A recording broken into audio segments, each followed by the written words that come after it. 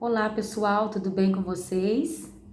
Quero estar dando continuidade na nossa aula de morfossintaxe. Na última aula a gente aprendeu sobre complemento nominal e hoje eu quero falar um pouquinho com vocês sobre o complemento verbal.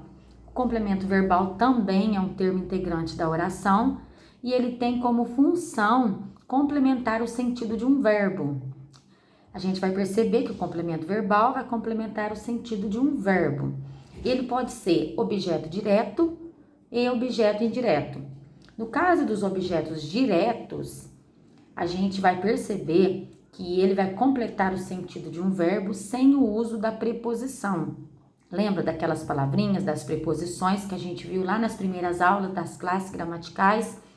Que são elas de, com, para, ao, sobre, de, enfim. No objeto direto não precisa, aliás, nem vai ter essas preposições, tá bom? Vamos para o exemplo para que vocês possam entender melhor. O cachorro matou o gato. Nós olhamos para essa oração, nós vamos perceber que o verbo, o cachorro matou o rato. Matou o quê? O rato. Então, é uma oração que não pediu preposição. Assim, a gente tem matou o verbo e o rato é um complemento verbal, tá bom? Outro exemplo, a menina trouxe água. Quando a gente olha para o verbo trouxe, quem traz alguma coisa. Trouxe o quê? Trouxe água. Não precisa, não tem necessidade de haver uma preposição. Portanto, eles são objetos diretos e água e o rato são complementos verbais, quando não há preposição. Já no caso dos objetos indiretos, são aqueles que vão complementar o sentido do verbo transitivo e sempre vai haver o uso da preposição. Olha para o exemplo. Entregaram-lhe a correspondência. Entregaram-lhe.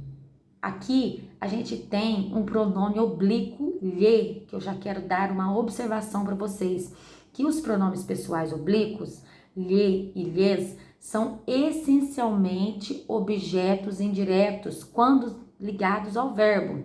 Então aqui a gente tem um complemento verbal de um objeto indireto. Olha outro exemplo. Aspirava ao cargo de presidente da República. A palavrinha, né, o verbo aspirava, ele vai pedir uma preposição. Qual preposição? Aqui a gente tem a preposição ao cargo de presidente da República. Complemento verbal. Outro exemplo. Assistimos ao jogo da seleção brasileira. Assiste, quem assiste a alguma coisa, pede uma preposição. Assistiu ao quê? Assistimos ao jogo. Outra preposição também, né? A preposição ao. Entendeu, galera? Como que é o complemento verbal?